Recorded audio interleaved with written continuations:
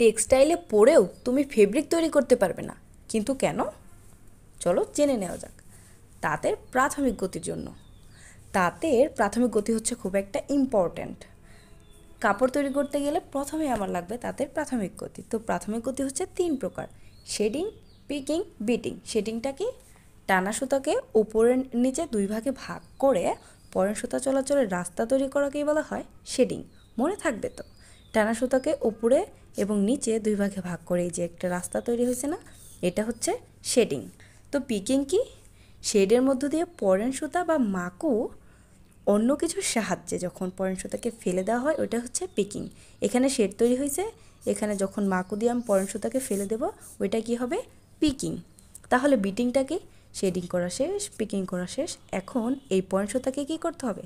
কাপড়ের fail of the ক্লথের সাথে তো মিশাইতে হবে। যখন এই পয়েন্ট সুতাকে কাপড়ের ফেল অফ দ্য ক্লথের সাথে মিশিয়ে দেওয়া হয় সানার সাহায্যে, ওইটাই হচ্ছে বিটিং। মনে থাকবে তো?